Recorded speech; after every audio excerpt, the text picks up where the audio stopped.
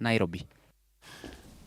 Nayo tume ya uchaguzi nchini ya IEBC sasa imeweka wazi ratiba na mipango yake kuanzia sasa hadi wakati wa uchaguzi mkuu.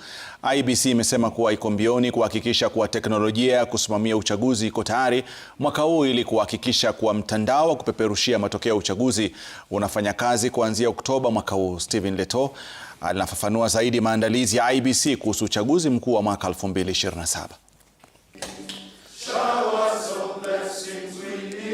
Safari ya uchaguzi mkuu wa mwaka wa 2027 imeanza.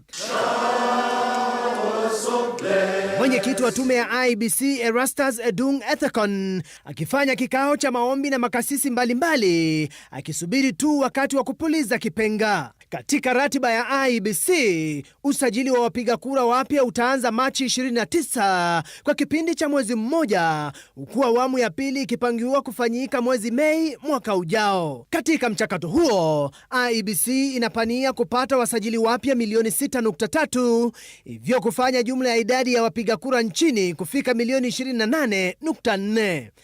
IEBC aidha inasema kuwa kufikia mwezi Juni mwaka huu itahakikisha kuwa teknolojia ya kusimamia uchaguzi iwe tayari. We have not yet discussed and approved procurement of technology that we will use in 2027. And when that time comes, we will of course, as part of our accountability and transparency, brief the nation on that process. Isitoshe, tume ya uchaguzi IEBC aidha inatazamia kuhakikisha kuwa mtandao wa kupeperusha matokeo ya uchaguzi umekuwa tayari ifikapo Oktoba mwaka huu ili kuipa tume hiyo nafasi ya kufanyia mtandao huo majaribio. Suala la ufadhili wa kampeni pia ni suala muhimu katika uchaguzi.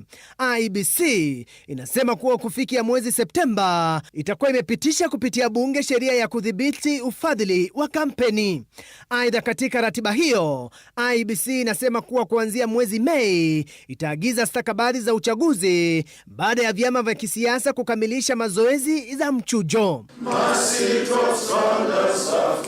Makasisi waliohudhuria kikao hicho wakitaka IEBC kuwajibika na kuandaa uchaguzi wa huru na haki. We have taken steps early enough to begin to address any issues that would show or would appear to cause the church to appear as though they are not taking action.